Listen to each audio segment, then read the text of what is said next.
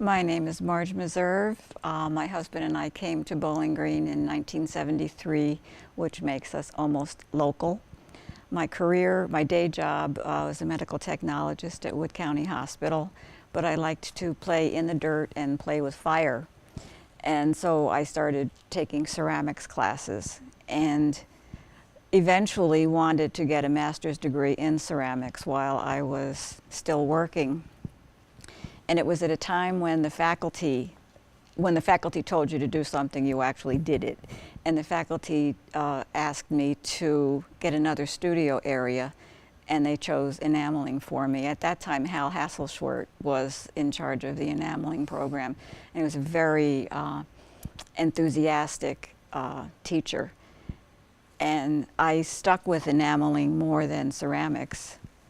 So I had only been doing enameling for a few years when the festival first started, maybe 2 or 3 years.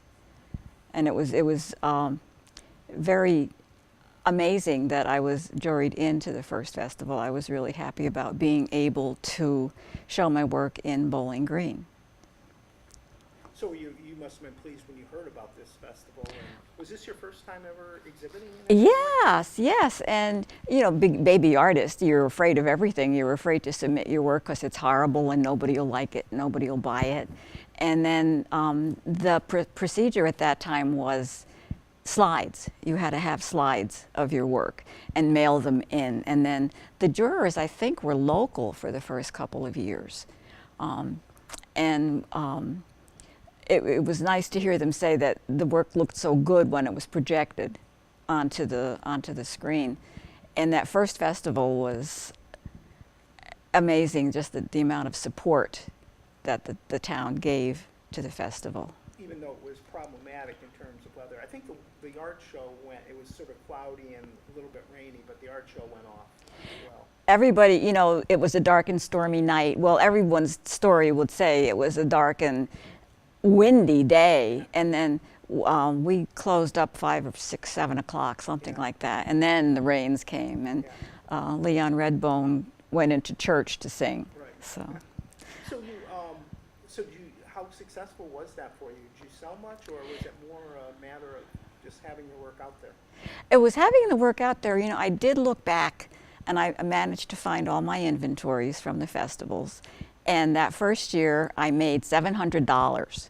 Which was a great amount of money at that time, and I was very happy just to see people actually want to buy something that you've created, to spend their money on something that you've done is really very rewarding.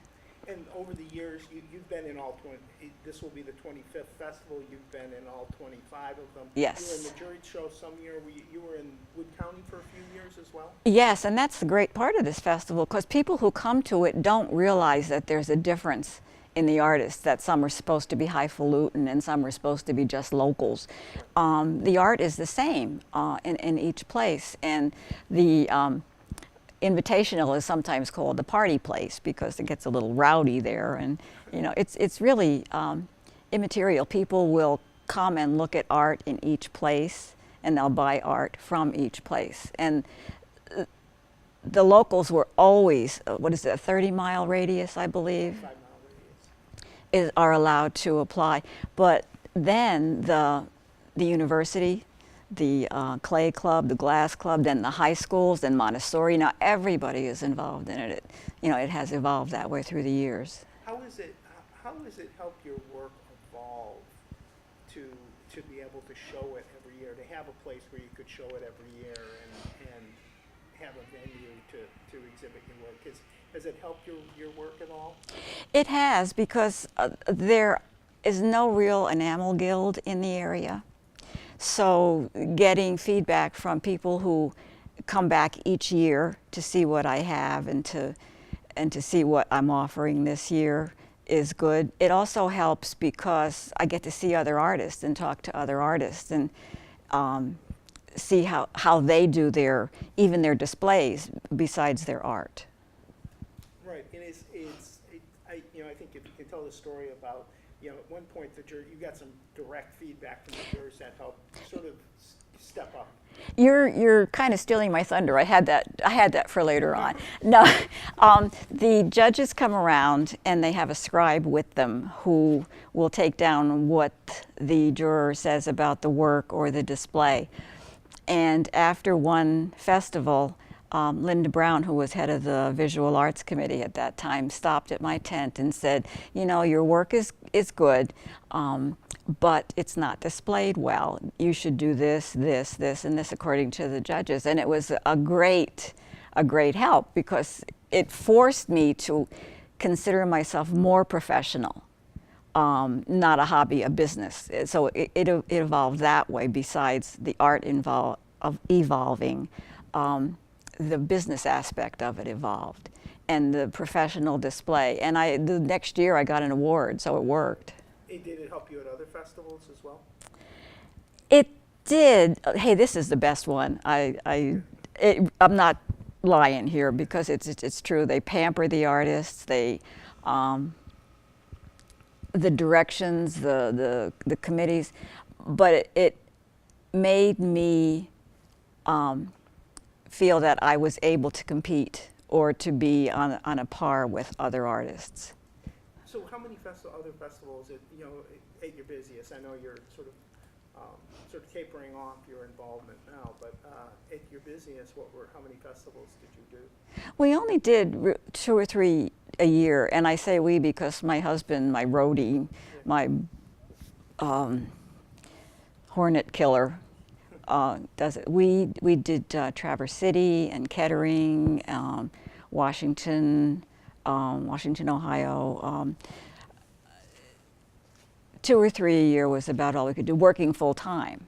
Right. And then when I retired, there was too many other things to do. Okay, but you always stuck with the. Oh my gosh, yes, yes. We know people, but out of 60,000 people, I think it's about 60,000 that come to the show now. We don't know everybody, and it's nice to see someone, a complete stranger, come in and just hone in on something and like it and want to have it. So it must be quite a boost to have somebody like that actually put like money or part on. Yeah, it is.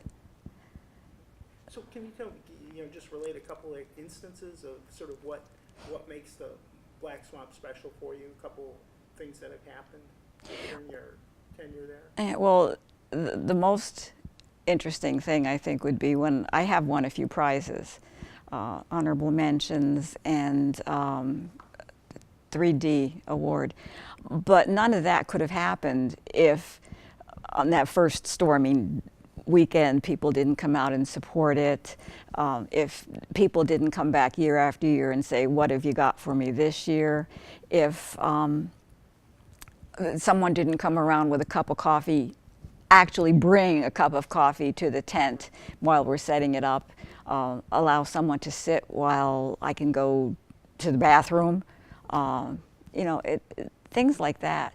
We have sat in the middle of Main Street in thunderstorms. It's not the brightest thing in the world to hold on to a metal tent peg in a thunderstorm, but if you want your work to be there, you do it. And you ask people walking by, come on, hang in, the tent's gonna fly, please help me hold this down, and they do it. It's a part of a great community.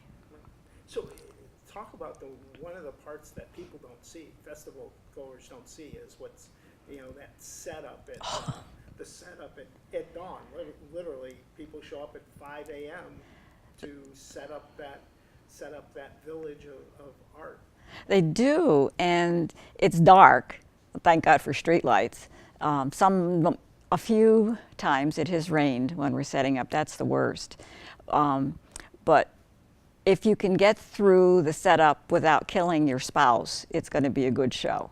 Okay. We can tell how it's going by, I help Lee unload the truck. He goes and parks. He comes back and starts to put the tent up. I go buy coffee for him, come back when the tent is up, and then he leaves because I know at this point I'm going to be going crazy and he doesn't want to be any part of it. And then by 9 or 10 o'clock, we're ready and all dressed and pretty and ready to take your money if you would like to give us some. And the show's been good for you? Oh my gosh, yes. Even in the In the bad years, the economic downturn, my take has been constant. It's been very good, yes. And that's sort of, you know, I think people think of it, oh, this is great entertainment, but it is a business for you folks who are on the street. It is, but you got to make it fun, Right. because sitting there in the sun or the wind or the rain and smiling, and it has to be fun. Yeah. If you were talking to someone in their 20s, an artist who was thinking about doing this, what advice would you give them? You know, I thought about that, and it's not necessarily geared to this show, but now with digital cameras, it's so easy. Take a picture of everything you have ever done, whether it's good or bad, because I think I have probably created a couple of thousands of enamels, but I have no record of them. Apply to any show that interests you. Be aware of the economics of the community, of people who sell $5,000 sculptures come here, and they probably sell one if they're lucky, but you know, keep that in mind. Be respectful of the customers. Watch out for dogs. Enjoy it. Yeah. So you're planning this is going to be your last festival? It After is. 25 years? It is. It's getting harder and harder. The limbs are wearing out. But you'll still come to the festival? Oh my gosh, yes. And I'll enjoy it more because I don't get out that much. Right. And we hear, the only way I've heard the music is if the wind is blowing right and we could hear it from our house, because I'm beat by that time. Yeah. Okay. Well, thank you very much, and I appreciate your taking the time to talk. Well, you're welcome. I publicize it. It's great. I think it's #1 now in Ohio. You know what? I think it might be. It was voted the best art show by the readers of Ohio Magazine for a couple of Oh, years. that's right. Yeah. Past year in terms of the Sunshine Artist ranking. I'm not sure if I don't think it's #1. I think there's some Columbus shows that are ahead of it, and that's based on sales. Yeah. Yeah. But in terms of quality, it certainly is one of the It is. closest to ours. Even that one a little north of us, Bowling Green is a lot better than that one. Yeah.